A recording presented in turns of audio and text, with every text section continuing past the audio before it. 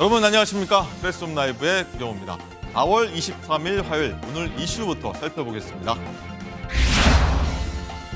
윤석열 대통령이 하루 2번 소통에 나서며 달라진 면모를 보였습니다. 어제 신임 비서실장과 정무수석을 5시간 간격으로 발표하며 취임 이후 처음 직접 나섰고 17개월 만에 기자들 질의응답도 받았는데 그 배경과 의도를 분석해 보겠습니다. 더 이상 미룰 수 없는 문제죠. 국민연금 제도 개선 관련해 시민대표단 492명의 선택은 지금보다 돈을 더 내고 나중에 연금을 더 받자는 것이었습니다. 미래 세대의 부담을 지운다는 우려도 나왔는데 한 달 남은 21대 국회가 개선안을 처리할 수 있을지 관심이 쏠립니다. 올해 세수엔 비상등이 켜졌습니다. 법인세 납부 1, 2위 기업인 삼성전자와 SK하이닉스가 반도체 불황 탓에 지난해 적자를 내면서 올해는 납부를 하지 않게 되는 등 각종 세수 타격이 불가피하다는 전망이 나옵니다. 올해 나랏빚은 800조에 육박, 감세에 나선 정부와 재정 풀기 경쟁에 나선 여야 모두 고민해야 하는 시점이 아닐까요? 자, 프레스 라이브 1분 뒤에 돌아오겠습니다.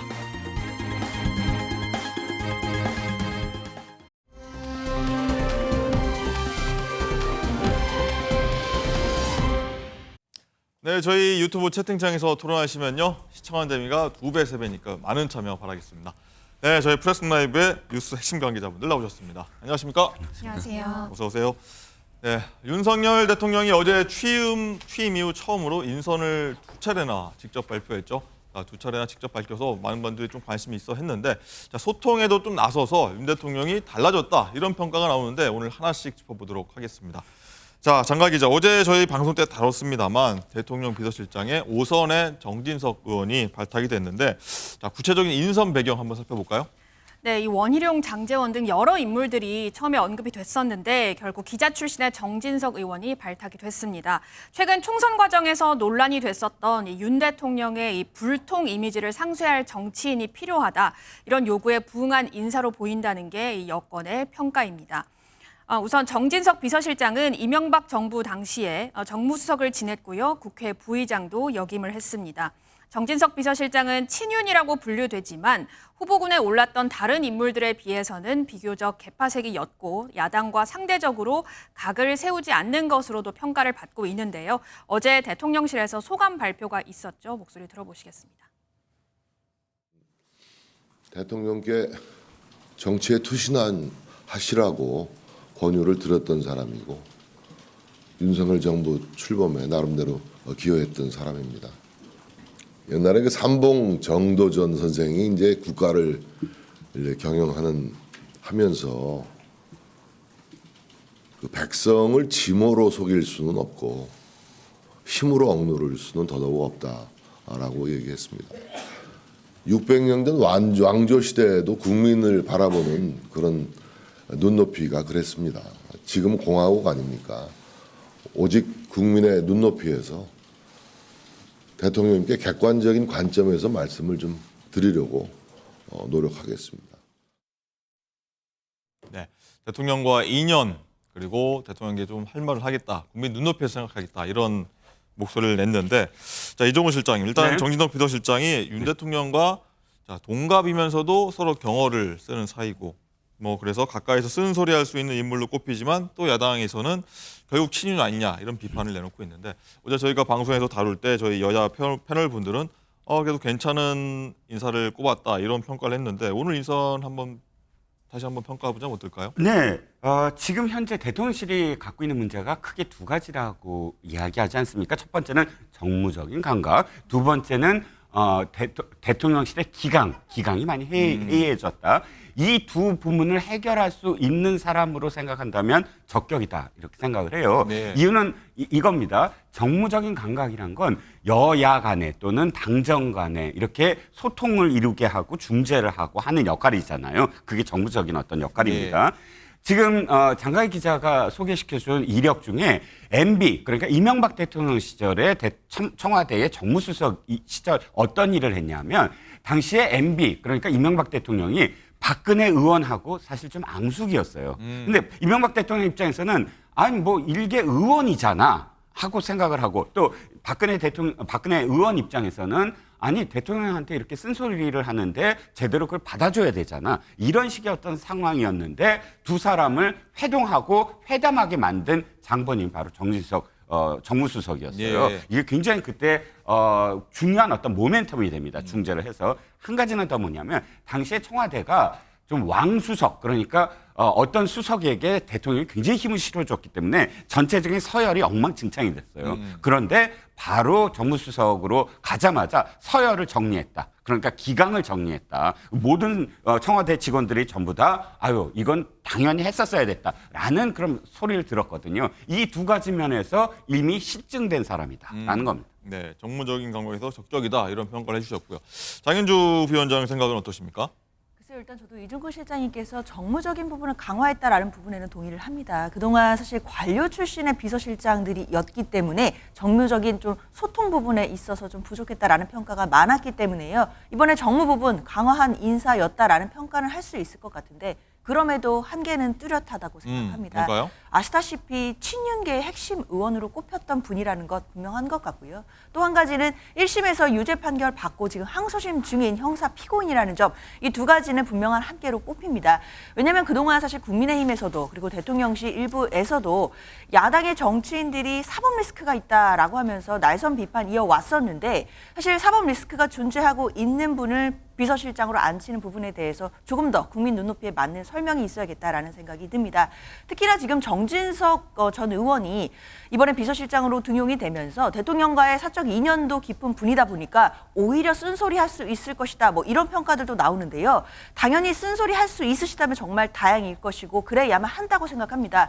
다만 지난번에 한동훈 비대위원장이 비대위원장으로 선임될 때도 윤석열 대통령과의 개인적으로 인연이 굉장히 두텁고 신뢰가 있기 때문에 쓴소리할 수 있을 거다라는 평가 있었지만 사실상 얼만큼 대통령실에 쓴소리를 했는지 저는 의문이 들거든요.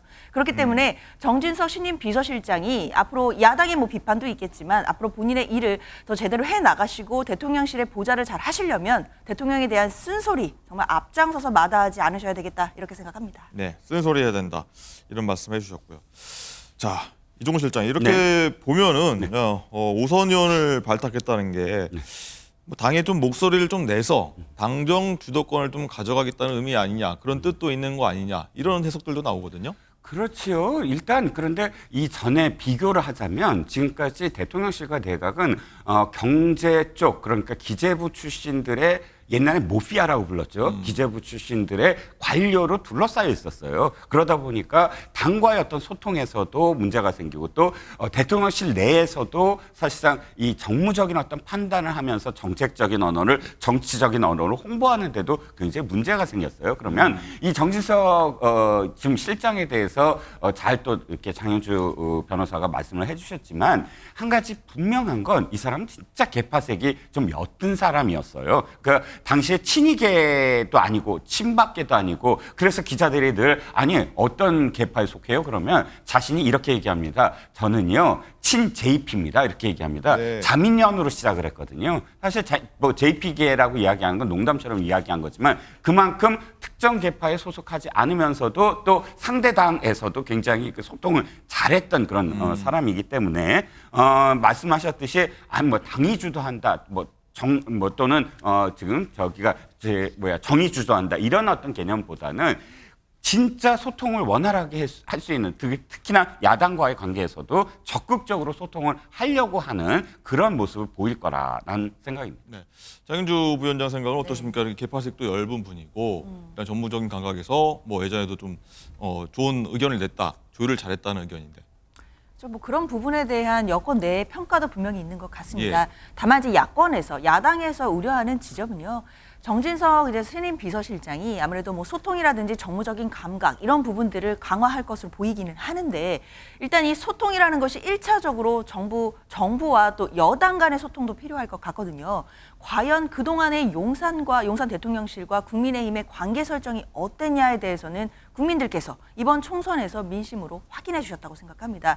결국 국민의힘이 집권 여당으로서 책임감 있게 대통령실에 쓴소리하지 못하고 대통령실에 끌려가는 관계 설정을 하다 보니까 결국 이번에 민심에 싸늘한 심판 받았다고 생각하거든요. 그런데 과연 정진석 비서실장이 국민의힘과의 어떤 내부적인 소통에서 과연 당정 간의 관계를 재정립하는 데 도움을 줄 수 있을 것인지 아니면 또 용산 대통령실의 주도 하에서 이 국민의힘이라는 당을 이끌어가게 될 것인지 이런 부분에 대한 솔직히 야당 입장에서는 우려가 있습니다. 사실 그 이후에 야당과의 협치도 물론 문제가 될 것인데 앞서서 정진석 전 의원께서 의원 시절에는 사실상 야당을 향해서 굉장히 매서운 또 나선 공박 이어가셨던 분위기도 하기 때문에 야권에서는 그런 부분에 대한 우려가 있긴 합니다. 다만 당시에는 또 직책이라는 것이 있었기 때문에 여러 가지 측면에서 일단은 여야가 협치를 할 수 있고 또 소통을 할 수 있는 방향으로 비서실장께서 뭐 업무를 처리해 주시기를 야당으로서는 기대하는 입장이라고 하겠습니다. 네. 조금만 제가 거기에 보충 설명을 하면 전지석 의원에 대한 어떤 기억이 있는 사람들은 환영해요. 야당에서도 예를 들어서 박지원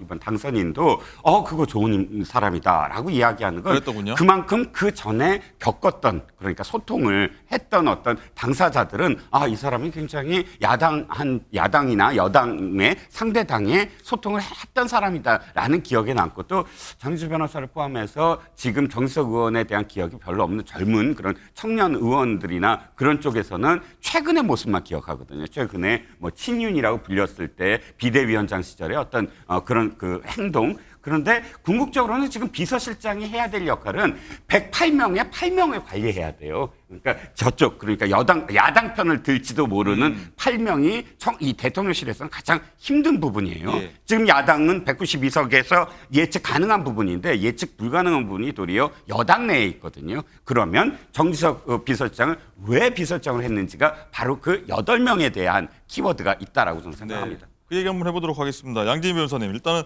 야당 일부에서는 환영의 목소리가 나오고요. 또 여당 일부에서는 또 비판의 목소리가 나오고 있습니다. 한번 소개해 주시죠. 맞습니다. 먼저 이제 민주당 이야기를 좀 해보면요. 민주당에서는 이제 정진석 실장의 경우에 사실 노무현 전 대통령에 대한 명예훼손 혐의로 재판을 받고 있는 상황이고 또 이 대표에 대해서도 굉장히 날선 비판들을 해왔기 때문에 이거 협치 불가를 선언한 것 아니냐라는 이야기도 나오고 있기는 하지만 말씀해주신 것처럼 환영의 목소리도 사실 있거든요. 박지원 전 원장의 경우에 윤 대통령 같은 경우에는 검찰총장 출신이라서 명령을 하려고 하는데 정진석 의원의 경우에는 이제 바른 말을 하는 분이니까 그래도 이 함부로 못할 것 아닌가라면서 긍정적인 평가를 하기도 했고요. 여당 일부에서는 또 비판의 목소리도 나왔습니다. 김웅 의원의 경우에는 본인의 SNS에 글을 올렸는데요. 국민의힘을 용산의 힘으로 사당화했다라면서 이 지난 2년처럼 일방통행을 고집하겠다라는 대국민 선전포고가 아니냐라면서 비판적인 목소리를 냈습니다. 네. 자, 이런 분들의 목소리 한번 직접 육성으로 한번 들어보겠습니다. 듣고 오시죠. 윤석열 대통령은 친윤계를 빼고는 쓸 인물이 없습니까? 비뚤어진 역사관과 인식을 가진 정진석 비서실장은 협치 대신 정쟁을 촉발시킬 인물입니다. 이런 인물을 대통령실 비서실장으로 세우고서 국정 전환과 여야 협치에 나서겠다는 것은 어불성설입니다. 할 만한 인선이었다 생각하고요. 개인적으로 뭐 경험과 지식이 풍부한 선배 의원이라고 생각합니다. 민주당에서 정치하지 말자는 얘기냐 이런 얘기 하셨는데 비서는 공유한 게 아닙니다. 이걸 협치의 대상으로 삼아서 한 번도 만나지 않은 사람을 비서실장으로 앉혀놓고 국정을 논해라? 이처럼 비현실도 없죠. 대통령께서 가장 편하고 속 얘기를 나눌 수 있는 사람을 지명하는 게 맞고 그래서 정진석이 필요한 거죠. 네, 이렇게 비서실장 관련 목소리를 들어봤고, 자, 장가 기자, 일단은 비서실장이 윤 대통령이 좀 친분 있는 인사를 영입했는데, 자, 어제 오후에는 정무수석을 발표했는데, 정무수석은 또 개인적인 인연이 없는 인물을 좀 선택을 했어요. 그렇습니다. 정무수석에는 경기 김포에서 19대 20대 의원을 지낸 홍초로 전 의원이 발탁이 됐습니다. 윤 대통령은 오전에 정진석 비서실장을 직접 소개한 지 5시간 후인 3시 반경에 또 한 번 직접 브리핑룸을 찾아서 홍신임 수석을 소개했는데요. 윤 대통령은 자신과 개인적인 인연은 없지만 많은 분들의 얘기를 들어보니 소통과 친화력이 아주 뛰어나다고 들었다. 자수성가한 사업가 출신이니까 민생 목소리도 잘 경청하실 거라 믿는다고 했습니다. 실제 홍초로 신임 수석은요, 한 유명 치킨 프랜차이즈의 창업주입니다. 그렇군요. 이거를 상품명을 얘기해도 될지 모르겠는데 굽 어떤 치킨 어떤 창업주죠. 자, 이정근 실장님, 일단은 자, 홍초로 정무수석이 이제 유승민계로 좀 분류된다. 네.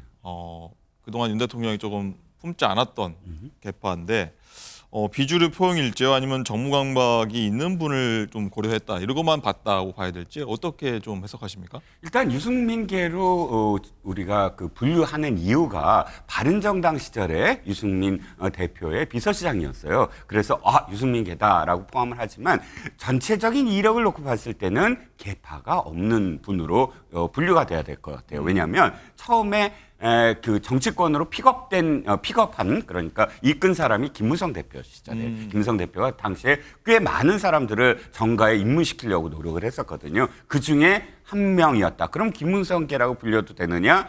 또 그것도 다시 설명을 드리면 김병준 비대위원장 시절 기억하시죠? 한때 이제 비대위원장으로 임명했을 때 예. 그때 또 비서실장을 했거든요. 그러니까 그때 이 워낙 계파 색깔이었고 많은 의원들과 소통을 하는 그런 의원으로 이제 그 손 꼽혔기 때문에 비서실장으로 적임자다라고 새롭게 이제 시작하는 사람들마다 이렇게 임명을 한 것을 보면 계파색이 없다고 봐야 되고요.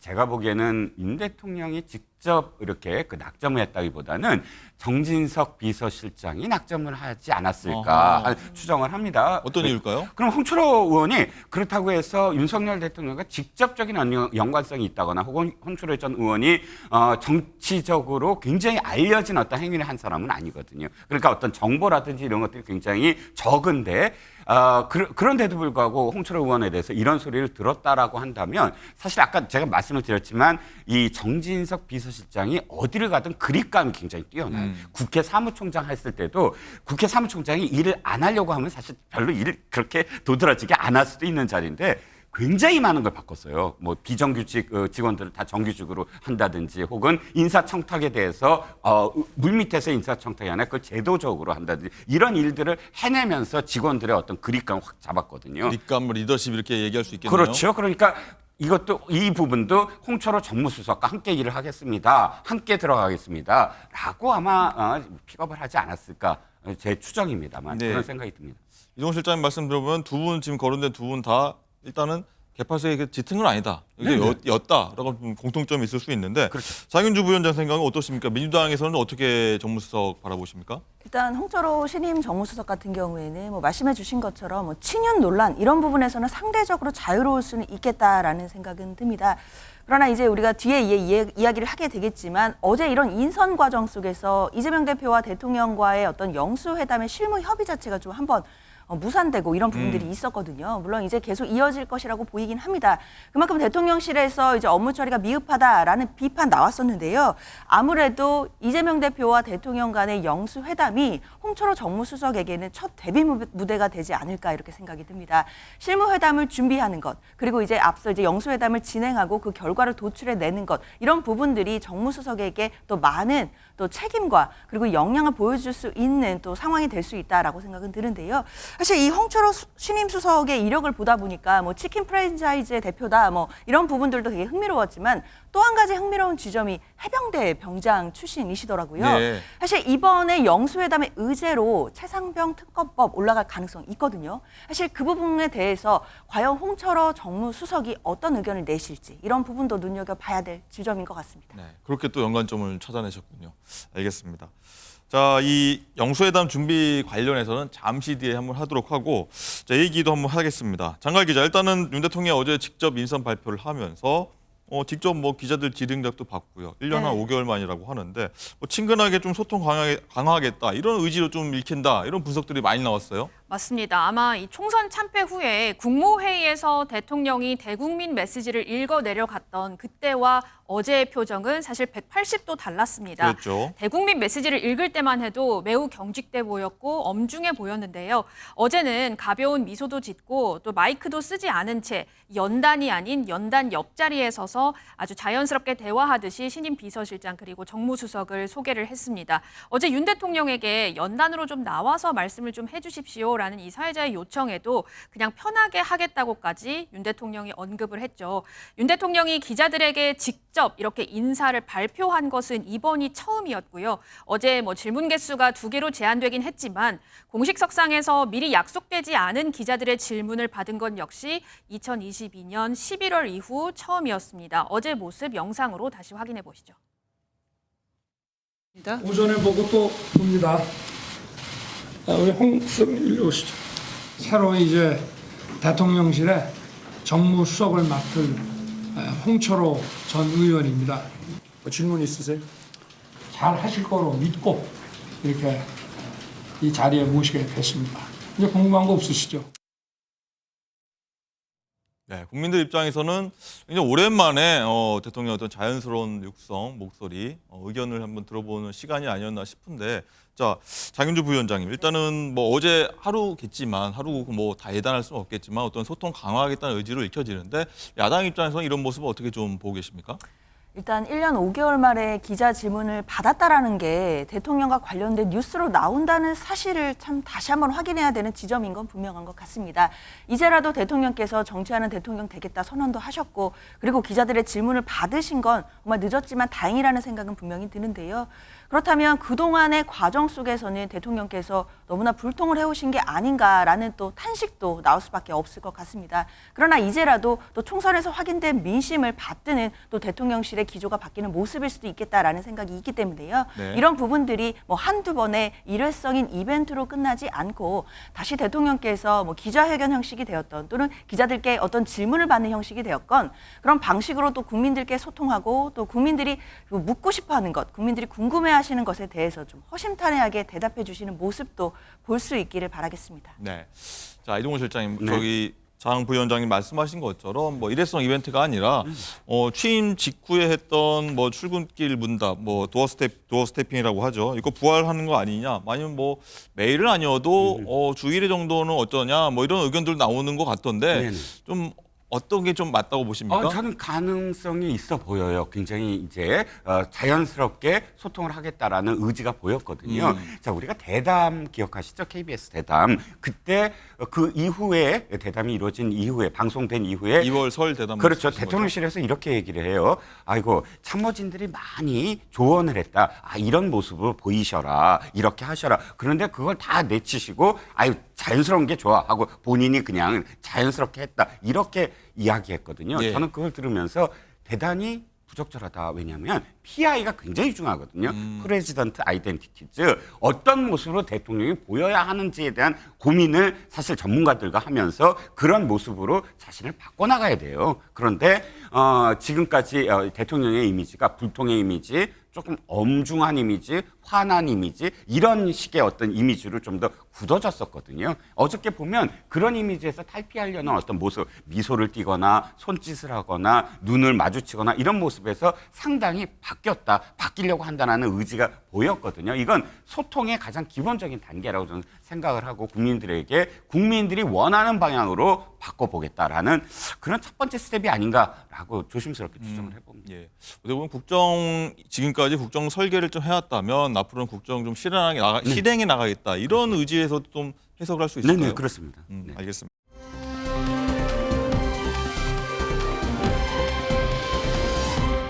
영수회담 얘기도 한번 해보도록 하겠습니다. 아까 장 위원장 말씀하신 것처럼 첫날부터 좀 준비가 좀 삐걱거렸는데 대통령실 전무수석 교체로 인해서 하루일지 아무튼 연기가 된 건데 장관 기자, 일단은 그 홍철호 신임 정무수석이 임명되면서 만남이 일단 어제 불발된 건데 다음 날짜가 좀 실무회동 날짜가 잡혔나요? 오늘 오후에 있을 것으로 지금 예정이 되어 그런가요? 있습니다. 그런데 아직 정확한 시간은 정해지지 않았고 저희에게 공지가 되진 않았는데 어제도 사실 3시 정도에 예정이 되어 있었기 때문에 아마 오늘도 좀 비슷한 시간에 이루어지지 않을까 이렇게 예상을 할 수 있을 것 같습니다. 어제 오전 11시 45분께 한호섭 전 정무수석이 천준호 민주당 당대표 비서실장에게 상황을 설명하고 회동을 좀 연기하자 이렇게 요청을 했다고 합니다. 이후 오후 3시에 홍철호 전 의원이 신임 정무수석에 임명이 됐고요. 민주당 측에서는 이 총선 민심을 받드는 회담을 준비하는 아주 중요한 회동인데 미숙하게 처리한 데 대해서 유감을 표명을 했습니다. 홍철호 신임 정무수석은 야당 측에 바로 연락을 해서 좀 연결성을 갖고 천 실장을 만나겠다라고 언급까지 한 상태입니다. 네. 자, 대통령실 인사로 인해서 정무수석이 교체되면서 좀 불가피한 측면이 있어 보이긴 하지만 이 실장님, 일단은 민주당은 일처리 좀 미숙한 거 아니냐라고 얘기를 했다고 하죠. 어떤 의제 두고 좀 입장차가 있을 것 같긴 한데 거기에 따른 좀 신경전 형적이라고 봐야 될까요? 어떨까요? 아니 민주당이 좀 이렇게 부잣집에 여유가 좀 있었으면 합니다. 175석이잖아요. 부잣집이다. 아, 그렇죠. 170의석 175석이고 이제 뭐 그렇지 않아도 주도를 할 수밖에 없어요. 그런 어떤 의석을 갖고 앞으로 이제 어떤 조율을 해나가는 과정이라면 당연히 이쪽에서 지금 카운터 파트가 바뀌었잖아요. 선수가 교대하는 어떤 과정이고 그럴 양해를 구했다면 약간 좀 아쉽더라도 지금은 의제를 설정을 하고 만나는 데 초점이 있습니다. 그러면 상대를 조금 좀 여유 있게 그렇게 상대를 해야 되지 않을까. 이때마다 조금 수위를 높여가면서 신경전을 벌이면서 길들이려고 하거나 또는 뭐 군기를 잡으려고 하거나 이런 식의 어떤 느낌을 주는 건 175석의 야당답지 못하다는 거예요. 저는 그래서 이 주도하는 전체적인 전국 입법을 포함해서 전체적인 전국을 주도하는 입장에서는 이 어떤 운영의 묘가 민주당이 조금 더 있었으면 좋겠다라는 아쉬움이 좀 있습니다. 네. 부잣집의 여유를 보여달라, 군기 잡지 말아달라 의견을 내셨는데 어떠십니까? 글쎄요, 뭐 민주당이 부잣집인지는 모르겠습니다. 사실 뭐 부자가 되었는지는 모르겠는데요. 의석수 175석이긴 하지만 그 의석수가 더 무거운 상황이거든요. 왜냐하면 국민들께서 민주당이 온전히 잘해서 의석수를 몰아주신 게 아니라 결국 정권 견제 잘하고 민생 잘 챙기라고 그 도구로 민주당을 삼겠다 이런 뜻이었기 때문에 민주당도 지금 굉장히 마음이 급한 상황입니다. 제대로 안 하면 다시 민심의 회초리가 민주당에 올 수 있다는 거 알기 때문일 텐데요. 그렇기 때문에 사실 대통령이 취임하신 지 2년 가까이 돼서 이제야 겨우 이루어지는 영수회담입니다. 야당 입장으로서도 이 회담 자체가 소중한 기회인 것이고 이때 국민들의 뜻을 잘 전달해야 된다라는 막중한 책임감이 또 이재명 대표에게도 있는 상황입니다. 그렇기 때문에 대통령실에서 이런 실무 협의조차도 업무 처리가 미숙한 부분 야당으로서는 지적하지 않을 수 없다고 생각하는데요. 뭐 그렇다 하더라도 영수회담 자체가 뭐 판이 엎어지는 건 아니기 때문에 앞으로 실무 협의도 잘 될 거고 영수회담도 잘 이루어져야 된다는 것이 국민적인 기대라고 생각은 합니다. 다만 지난주에도 대통령실이 뭐 박영선 전 장관, 뭐 양정철 전 민주연구원장의 인사 관련돼서 여러 가지 이야기들이 나오면서요. 메시지 관리가 제대로 되고 있냐 이런 비판도 받았었거든요. 대통령실 내부에서 어떤 기강이라든지 뭐 조직상의 문제가 없는지 이런 부분도 대통령실 돌아봐야 된다는 취지로 민주당에서 따끔하게 꾸짖는 거다 이렇게도 봐야 될 것 같습니다. 네. 어쨌든 그래서 오후에 있을 것으로 보이는 실무회동 잘 될 수 있는 것이냐 이런 우려가 조금 나오는 것 같은데 관련해서 목소리 한번 듣고 오시죠. 전 국민 25만 원 재난지원금, 대통령 4년 중임, 결선 투표제도의 개헌, 윤석열 탄핵 이게 뭐야 갑자기? 이거 안 읽은 거야. 이건 내가 안 읽은 겁니다. 네. 이거는 김땡땡이 한 말입니다. 전 국민 25만 원 재난지원금 문제. 조금 전에 아마 발표 지금 했을 텐데, 윤석열 대통령이 전화를 하셔서 잠깐 통화를 했어요. 통화를 했고 한번 보자고 만나자고 할 텐데 그때 뭐 얘기들 좀 나누면 될 것 같고. 이번에 총선 이후에 이거 이재명 대표 더 이상 무시하다가는 내가 총리도 마음대로 임명 못하겠구나 이런 상황이니까 제 생각엔 가가지고 아마 구체적인 내용보다는 총리 인선 협조 정도 받아내기 위한 그런 피상적인 대화가 있을 거다 이런 생각을 하고요. 저는 이재명 대표 입장에서는 굉장히 편한 회담이 될 것이다. 네. 네. 자기 할 말만 하면 되거든요. 네. 예를 들어 최상병 특검 받아주십시오. 거부권 행사하지 마십시오. 이렇게 하는 대통령이 못 받거든요. 그러면 나와서 그 얘기하시면 되죠. 최상병 특검을 하자고 했는데 대통령께서 거부하셨다. 그럼 회담하고 욕먹는 건 대통령인 겁니다. 네, 영수회담 앞두고 이제 의제 관련 얘기였는데 이재명 대표가 지난주에 영수회담 앞두고 탄핵이라는 얘기가 나오니까 입을 딱 막는 그런 모습까지 봤고, 자 이재명 대표는 전 국민 25만 원 지급 관련 얘기를 할 것으로 보이고 이게 아마 영수회담 쟁점이 될 것으로 보이고, 야권의 또 이준석 대표는 최상병 특검 얘기까지 꺼냈는데, 어쨌든 이종훈 실장님 25만 원 전 국민 25만 원 민생 회복 지원금 이게 사실 최대 화두 의제가 되지 않을까 이런 시각들이 있습니다. 그렇죠. 보통 선거 전에 선거를 위해서 내놓는 그런 그 퍼주기 공약 뭐 이런 것으로서 인식을 했는데 선거가 끝나자 또 이 이슈를 갖고 지금 민주당이 공세를 벌이고 있습니다. 저는 이제 한겨레 신문의 오늘자 칼럼을 아까 어저께자 칼럼을 기억을 합니다. 이 칼럼에서도 전국민 25만 원은 문제가 있다라고 하면서 2020년도에 한국개발원이 한국개발연구원이 조사한 그러니까 2020년 5월 달에 1차 재난지원금이 과연 효과가 있었느냐라는 그 연구 논문을 인용을 했습니다. 네. 그러면 한겨레 신문에서도 이렇게 얘기하는 거예요. 진짜 필요한 사람들한테 적정한 수준의 지원을 하는 것은 좋은데 이것을 필요하지 않고 또 이 소비에 직접적으로 쓰지 않아도 되는 층까지 이 돈을 다 나눠주는 것이 효과가 없었다는 연구 결과가 있지 않느냐라는 게 그렇죠. 그게 이제 초점이거든요. 그런 사람들이 소비를 하느냐, 잘 소비를 안 한다는 거예요. 절박한 사람들이 빨리 무엇인가 생필품을 사야 되는 어떤 상황들이 있기 때문에 뭐 그런 칼럼도 있습니다. 저는 이 25만 원이 과연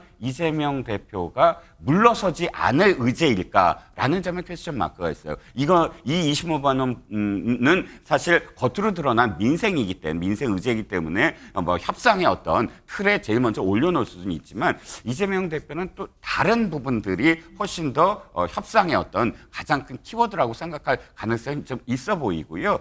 윤 대통령 입장에서 바라봤을 때 이거 절대 못 받아라고는 또 생각하지 않아요. 이를테면 액수에 대한 뭐 조정이라든지 또는 아까 말씀드렸지만 이게 보편적 복지가 아니라 선별적 복지로 가자. 같은 재정을 투입하더라도 이런 어느 정도의 어떤 조율이나 협상의 여지가 좀 있어 보이거든요. 그래서 25만 원이 둘 다 양보 못하는 꼭 받아야 된다, 꼭 반대한다라는 그런 의제는 아닐 것 같습니다. 네, 제가 잠시 오프닝 때 소개했다시피 뭐 지금 올해 나라빚이 한 800조에 육박한다고 하고 재정 건전성이 굉장히 악화될 거다 이런 말씀 드렸는데 거기에 그런 맥락으로 한번 말씀 더 얘기 나누자면 장윤주 부위원장님 일단은 이준석 대표는 조금 전에 목소리를 들었다시피 전 국민 25만 원 지원금 이거는 좀 철회하자 이런 얘기를 했거든요. 어떻게 좀 민주당은 받아들일까요?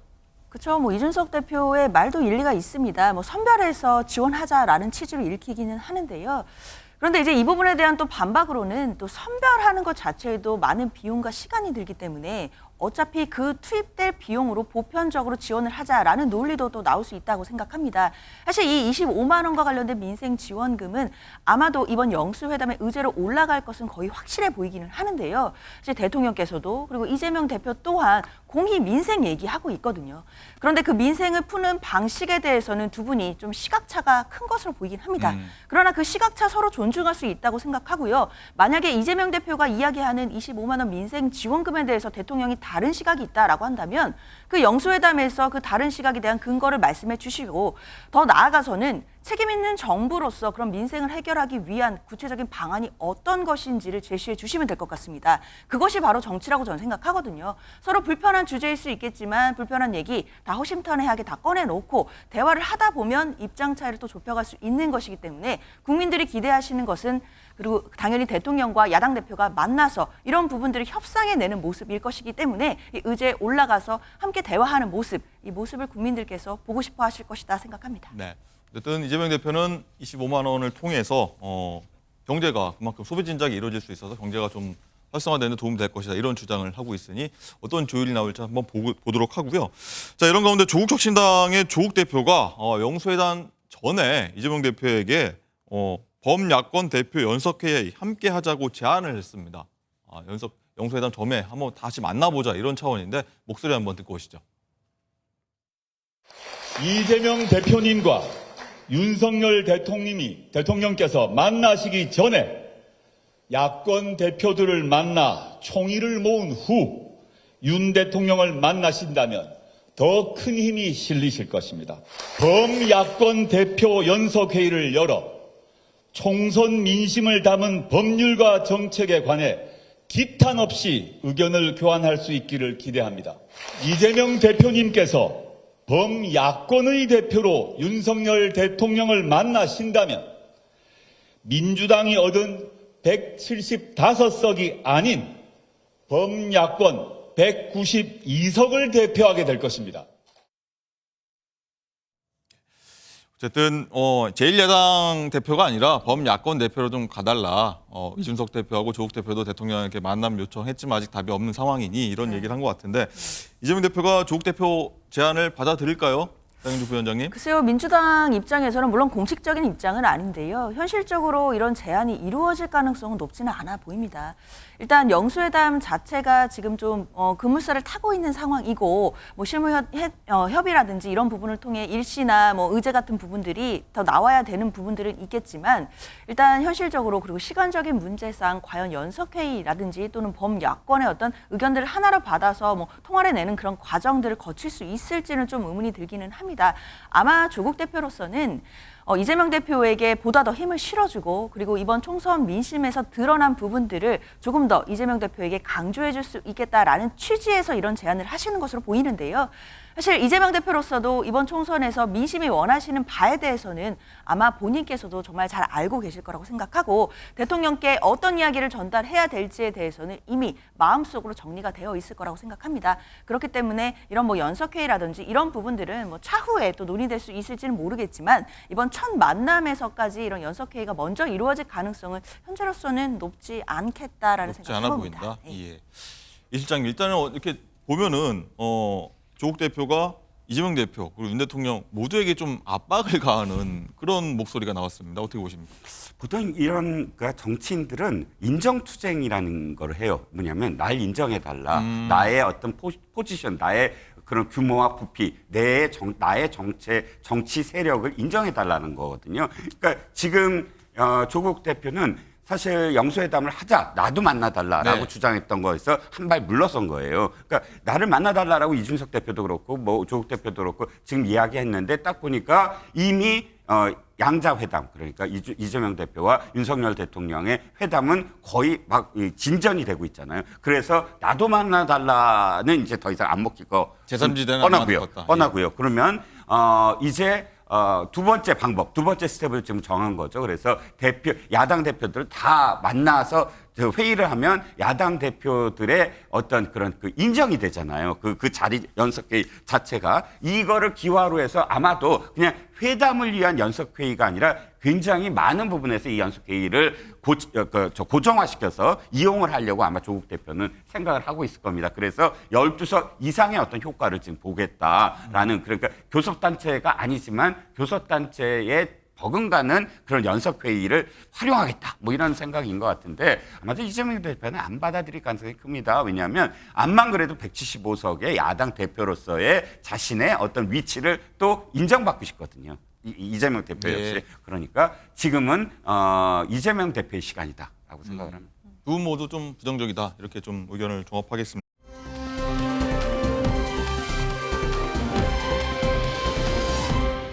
자, 민주당 쪽 얘기도 한번 해보도록 하겠습니다. 코인 논란 빚었던 더불어민주연합 소속의 김남국 의원 얘기인데요. 자, 민주당이 야권 비례대표 정당인 민주연합과 합당 절차에 착수하면서 김남국 의원도 민주당의 복당 절차를 받을 것으로 보입니다. 자, 김 의원이 사실 총선 기간에 민주연합에 몰빵해달라, 이른바 몰빵론을 제기하면서 인형탈을 쓰고 선거운동을 하기도 했었습니다. 그 장면 한번 먼저 보고 오시죠. 분석하고 결과를 담고 있는 이 논문을 일저자로 썼습니다. 이모하고 같이. 누구와 같이 썼다고요? 이모하고요. 이모. 제 딸이요? 그렇습니다. 실험을 한 적이 있는지. 네. 위원님, 제가 사실 뭐 이걸 잘 챙겨보는 아빠가 아니라 잘 모르긴 하겠는데요. 이모랑 뭘 같이 했다는 얘기는 논문을 같이 썼다는 얘기 제가 처음 들어봅니다. 이건 최선을 다하겠다는 말씀드립니다. 오만과 독선, 검찰 독재, 사회 개혁의 열망이 어느 때보다. 예. 자, 이종훈 실장님 어떻게 보셨습니까? 이 복당 관련한 얘기, 그 코인 논란 빚었던 그 당시 모습까지 보셨는데 꼼수 복당이라는 얘기도 있고요. 말씀하셨듯이 더불어민주연합에 지금 꿔주기잖아요. 현역 의원 꿔주셔서 그 기호 때문에, 기호 순번 때문에 뭐 이 현역 의원, 그러니까 출마 안 할 현역 의원들을 위성정당에 입당시키는 것 많이 봐왔습니다. 하지만 김남국 의원의 경우에 대해서 그때 당시에 입당됐을 때 굉장히 언론이 비판적으로 바라본 이유는 한 가지예요. 김남국 의원이 안 가도 되는 숫자였어요. 숫자가 이미. 그리고 다른 의원들도 있어요. 근데 다른 의원들은 안 갔는데 굳이 김남국 의원을 포지셔닝 그쪽으로 입당시킨 것 누가 보더라도 이거는 세탁 또는 우회 복당이라는 그런 수순 아니냐 하고 그때부터 이야기가 됐는데 이렇게 그게 현실화됐습니다. 물론 이제 1개월 후는 의원 신분이 아니지만 그래도 지금 제명 조치가 자연스럽게 사라진 거예요. 그래서 복당이 됐습니다. 그러면 우리가 바라봤을 때 딱 이거죠. 한 손에는 코인으로 하반기에만 7억을 벌었다 이렇게 표현되잖아요. 6개월 만에 7억. 그 다음에 한 손에는 당적. 그러니까 지금 이재명 대표를 포함한 민주당은 코인과 관련된 김남국 의원의 혐의를 사해주고 그다음에 이 김남국 의원은 코인과 그다음에 그 코인도 계속 보유할 수 있고 그다음에 저 당적도 보유할 수 있는 윈윈의 어떤 그런 그 상황을 만들었다라는 건데 굉장히 씁쓸하지요. 그러면 제대로 반성을 하고 그런 일이 없도록 하려는 어떤 노력이 최소한 175석의 여당한테는 기본적으로 있어야 되는 게 아닌가라는 생각입니다. 네, 장윤주 부위원장, 민주당 내에서는 어떤 생각 갖고 있는지 좀 궁금한데 일부 당내에서 비판이 나오긴 했었습니다만 소수 의견일 수도 있고요. 어떻습니까? 그렇죠. 당내에서는 여러 가지 이야기들이 나오기는 합니다. 특히 이제 김남국 의원이 더불어민주연합 소속으로 갔을 때부터 혹시 이거 나중에 복당시키려고 그러는 것 아니냐라는 이제 우려 섞인 목소리들도 나온 것은 분명한데요. 당시 더불어민주연합으로 당적을 옮긴 것은 사실 나중에 복당하는 것을 우선순위로 고려했다라고 보기는 어려울 것 같습니다. 당시에는 정말 선거가 절박했고 어려운 선거라는 판단이 있었기 때문에요. 또 김남국 의원이 더불어민주연합으로 들어가서 또 나름대로 위성정당을 위해서 선거운동을 열심히 했다라는 평가도 분명히 받고 있습니다. 앞서서도 식빵 탈을 쓰고 몰빵론 외치는 모습도 굉장히 준엄한 표정으로 하는 거 나오지 않았습니까? 사실 그렇기 때문에 당시에는 또 더불어민주연합에서 나름대로 또 필요한 역할이 있었기 때문에 입당을 시켰다라는 의견도 분명히 존재했던 거 사실인 것 같고요. 물론 김남국 의원이 일으켰던 여러 가지 논란들이 있습니다. 특히 이제 회의 시간, 본회의 시간이나 상임위 회의 시간에 코인 거래를 한 것 아니냐라는 지적에 대해서는 사실 김남국 의원도 또 사과를 한 바도 있었거든요. 근데 그거 말고 다른 불법적인 요소라든지 또는 탈법이라든지 어떤 무슨 비자금이라든지 이런 의혹에 대해서는 현재까지 아직 밝혀진 내용은 없는 것이고 그렇기 때문에 김남국 의원이 물론 이제 복당 수순을 밟게 될 것으로 보이긴 하지만 코인 거래를 했다는 것만으로도 이제 비난을 받을 단계는 지난 것 아닌가 이런 생각은 해봅니다. 예. 자, 얘기 나온 김에 이 얘기도 한번 잠깐 짚도록 하겠습니다. 총선 선거 보조금 약 28억 원을 위성정당들이 어떻게 보면 챙겼다는 표현이 요새 신문에 보니까 많이 나오는데 2달 만에 사라지게 됐습니다.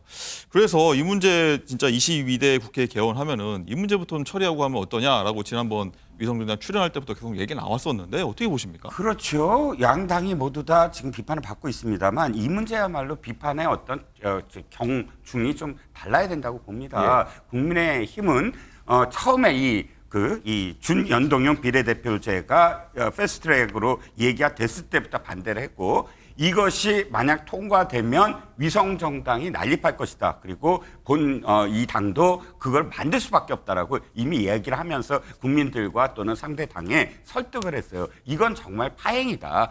이렇게 가지 않아야 된다. 하지만 도리어 민주당은 어떻게 했냐면 그런 일이 없다. 그리고 우리는 정의당 등 소수당에게 기회를 주는 것이다. 라고 하면서 그 선거가 끝나자마자 그 얼굴을 바꾼 게 바로 민주당입니다. 정의당도 거기에 굉장히 분노를 하잖아요. 약속을 해놓고 위성정당을 만들고 해서. 그런데 이번에 또 기회가 있었잖아요. 이탄희 의원.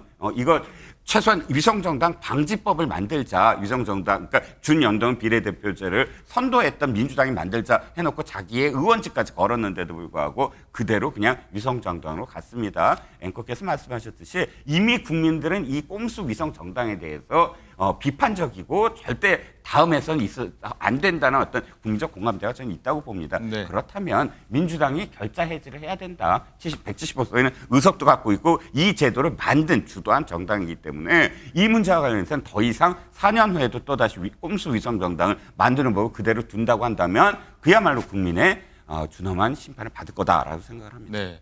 자, 민주당은 굉장히 고민이 총선 앞두고 많았던 걸로 기억을 하는데 자, 민주당 결자해지 하는 겁니까? 이종호 실장 말 표현 빌리자면. 일단 이 실장님 말씀대로 선거제와 관련해서는 여야 간에 이번 22대 국회가 좀 문이 열리자마자 좀 깊이 있는 논의가 좀 이루어져야겠다라는 생각은 듭니다. 특히 이제 위성정당을 양당 공이 만들다 보니까 이런 보조금 문제까지 나오게 되는 것, 국민 입장에서 봤을 때는 참 눈높이에 맞지 않는다라고 볼 수 있을 것 같은데요. 저는 그렇다 하더라도 이 위성정당까지는 뭐 탓할 수는 있겠지만 본질적으로 연동형 비례제 자체가 문제가 있다라고 보기는 어려울 것 같습니다. 결국 비례대표제를 연동형으로 갈 것이냐 병립형으로 갈 것이냐 이 부분은 또 어떻게 보면 선과 악의 구도라고 보기는 어렵거든요. 분명히 연동형 비례제도가 갖는 취지라는 것도 있고 장점이 분명히 존재합니다. 그렇다면 연동형 비례제를 제대로 그 취지를 살리면서 소수 정당의 목소리를 키울 수 있는 방안들을 여야가 또 국회에서 이제부터 머리를 맞대고 해결해 나갈 문제인 것이지 사실 위성정당으로 보조금 문제 이런 부분들이 국민들의 지탄을 받는다라고 해서 연동형 비례제 자체가 나쁘다라는 논의로까지는 저는 확대되지 않기를 바랍니다. 네, 여야가 정말 머리 맞대고 진지하게 고민했으면 좋겠다. 이런 국민들의 생각이 있는 것 같습니다.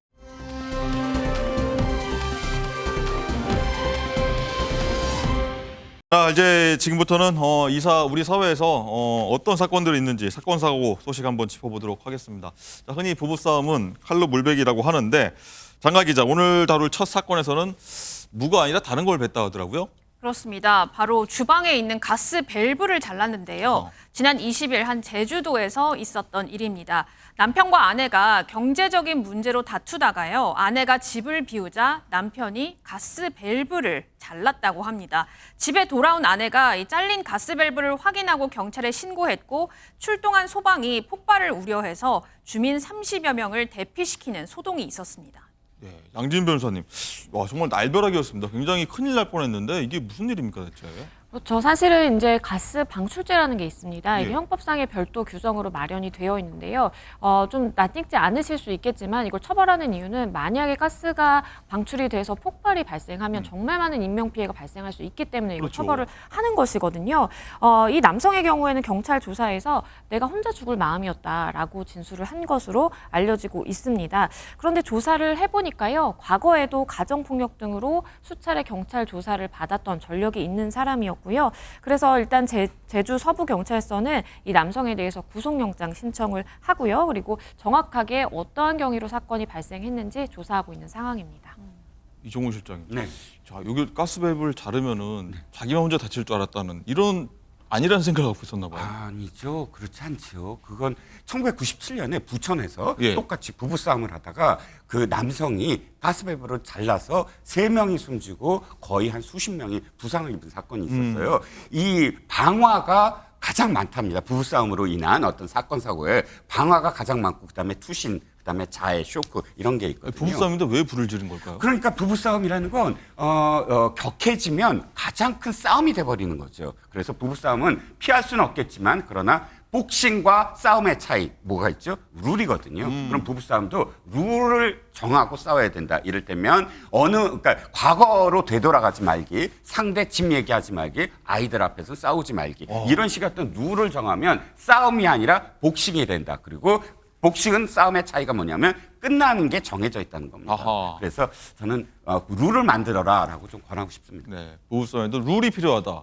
정말 다 새겨 들어야 될 것 같습니다.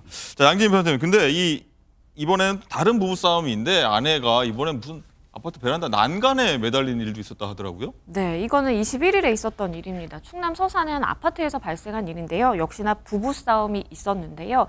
이 여성이 부부싸움 와중에 14층 아파트 난간에 매달리는 일이 발생한 겁니다. 당연히 이제 경찰에 신고가 접수가 됐고요. 경찰이 신고를 받고 출동해 보니까 실제로 14층에 저 여성이 매달려 있는 걸 확인한 겁니다. 그래서 서둘러서 이제 집 안으로 들어갔는데요. 다행히 이 여성의 경우에 이제 집 안으로 안전하게 들어와 있던 상황이었고요. 경찰에 따르면 남편이 설득을 한 것인지 아니면 강제적으로 이렇게 집으로 들어오게 만든 것인지는 확실하지 않지만 어쨌든 이 여성의 안전을 확인을 하고 그 다음에 이제 돌아왔다라고 하고요. 일단은 두 부부가 굉장히 좀 흥분해 있던 상황이었다라고 합니다. 그래서 뭔가 조사를 하거나 억지로 데려갈 상황은 아니었다라고 전했습니다. 네. 부부싸움 전문가로 갑자기 되신 이종훈 실장님. 갑자기 방화에 이어서 난간에 매달린 상황은 뭘까요? 그렇죠. 아까도 말씀드렸지만 이겁니다. 그 97년에서 98년 사이를 아마 그 연구를 해봤어요. 왜냐하면 그게 IMF거든요.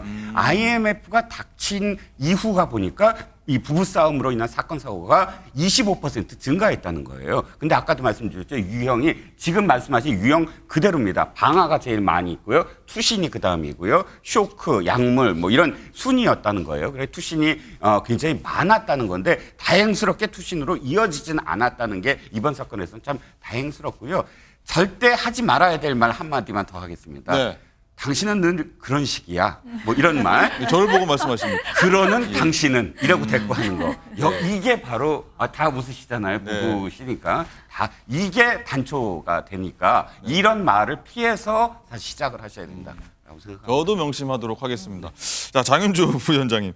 일단 이렇게 되면은 저 이렇게 오죽했으면 저기 매달렸겠냐는 일말의 어떤 좀 동의가 좀 구해질 법한데 일단 이렇게 나중에 동네방네 소문 다 나고 되게 그 후의 삶이 좀 힘들 것 같아요.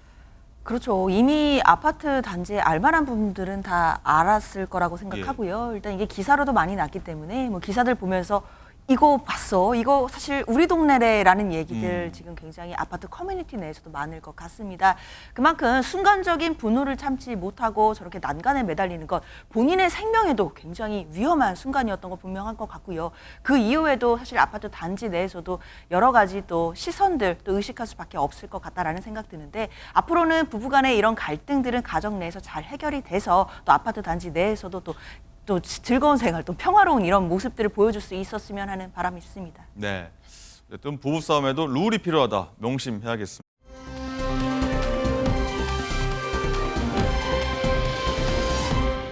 자, 다음 사건 한번 짚어볼 텐데 장가 기자, 이번에 학부모 얘기인데 학부모가 대변이 묻은 기저귀를 어린이집 교사한테 던졌다고요? 이게 사실입니까? 그렇습니다. 이게 지난해 9월에 세종시에서 있었던 일인데요.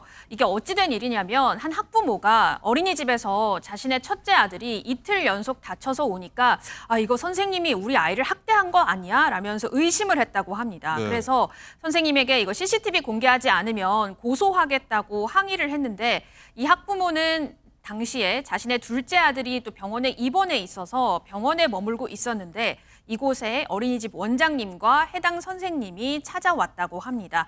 그래서 선생님과 이 첫째 아들이 다친 거 어찌된 일이냐 물어보다가 너무 엄마가 화가 나서 아이 대변이 묻은 기저귀를 선생님 얼굴에다가 던져버렸습니다. 이후에 이 선생님의 남편이 국회 국민동의청원에 교사도 방어할 수 있는 방패를 제도화해달라 이런 글을 올렸고요. 나흘 만에 5만 명 이상의 동의를 얻었습니다. 네, 좀 황당한 사건인데 양진 변호사님, 더 황당한 게 이 해당 학부모가 했던 인터뷰라고 하더라고요. 맞습니다. 그러니까 이 A 씨가요 이후에 언론 인터뷰를 하면서 본인의 잘못에 대해서 인정은 하지만 하면서 이제 단서를 붙였습니다. 예, 어떤 건가요? 하지만 정서적 아동학대를 당한 학부모의 절규로 봐달라라고 이야기를 한 겁니다. 사실은 본인의 아이가 어떠한 일정 정도의 피해를 당했다라고 본인이 생각하는 상황에서 이것에 대한 행동이었다라고 마치 본인의 행동을 합리화하는 것으로 들릴 수밖에 없는데요. 그러면서 보호자 외 출입 금지 시설인데 그런데 미리 알리지 않고 막무가내로 들어와서 굉장히 본인이 당황했고 그러다가 이제 굉장히 힘든 상황에 처해 있었는데 이 교사를 얼굴을 보자마자 분노가 표출이 된 것이다라고 이야기를 했습니다. 설령 본인의 아이가 어떠한 학대 행위라든지 피해를 봤다고 하더라도 저렇게 기저귀를 던져서 인간적인 모멸감을 느끼게 하는 것은 결코 정당화될 수 없다라는 것을 아셔야겠습니다. 네, 이종훈 실장님, 이 대변 묻은 기저귀 맞았던 그 선생님, 심정이 어떨까요? 그렇죠. 모멸감이라는 건 인간의 존엄성을 무너뜨리는 거거든요. 그렇죠. 제가 예를 하나 드리면 아우슈비츠에서 이 독일군이 이 유대인들을 고문할 때 가장 잔인한 고문 중에 하나가 배설물 고문이었다고 합니다. 그러니까 이 수감자들을 배설하지 못하도록 하는 거예요. 화장실도 없애고 그다음에 촘촘하게 한 방에 있게 되면 참을 수 없어서 어쩔 수 없이 상대방 몸에 자신의 배설물이 나오고 그다음에 그게 묻게 됩니다. 이게 어떤 상황이 되냐면 그런 순간이 계속 겹쳐지면 인간이기를 포기하게 된대요, 스스로. 그러니까 가장 큰 인간으로서의 모멸감 중에 하나의 어떤 고문이었다는 거죠. 저는 지금 이게 당한 피해자, 그 선생도 이 모멸감이라는 것이 바로 그 당시 아우슈비츠의 유대인 못지않은 그런 존엄성을 지금 무너뜨리는 그런 감정이 들지 않았을까라는 생각입니다. 예. 어쨌든 뭐 집행유예가 선고됐다는데 좀 적절한가 어떤 의문.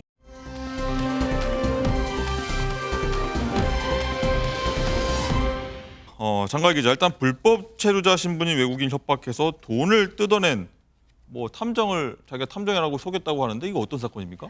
외국인에게요, 다짜고짜 갑자기 접근을 해서 외국인 등록증을 한번 내놔라라고 얘기를 한 다음에 도망갈 경우 불법 체류자로 보고 뒤쫓아서 금품을 뜯어낸 사건인데요. 지금 영상으로 보이듯이 네. 여기가 충북 음성의 한 주택가인데 차량 한 대가 남성을 저렇게 뒤쫓죠. 남성이 저렇게 고꾸라졌는데요. 결국 뒤쫓던 사람들에게 붙잡히게 됩니다. 네, 저렇게 몸싸움까지 벌이게 되는 상황이 벌어졌죠. 또 여기뿐만 아니라요. 또 쫓기는 남성이 또 자신의 상의까지 벗어던질 정도로 몸부림을 쳐보지만 또 저렇게 쫓아오는 남성들에게 붙잡히는 상황이 발생을 했습니다. 이들 모두 미등록 외국인 불법 체류자라고 하는데 그러면 저렇게 불법 체류자를 저렇게 남성들이 쫓고 있죠. 그러면 저 불법 체류자를 쫓는 남성들은 과연 경찰일까요? 아닙니다. 바로 가짜 사설 탐정 신분증을 가지고 금품을 뜯은 일당들입니다. 이 일당들이요. 가스총, 3단봉, 전기 충격기까지 들고 다니면서 100만 원, 200만 원을 주면 문제 삼지 않겠다 이렇게 협박을 했고요. 금반지까지 뺏었다고 합니다. 사실 이 일당들은 내국민을 보호하겠다면서 만든 자국민 보호연대 소속 회원들이라고 하는데 오히려 불법 체류자들을 억류하는 등 인권 침해 논란을 일으키고 있었던 겁니다. 네, 불법 체류자 저렇게 해서는 안 되겠죠.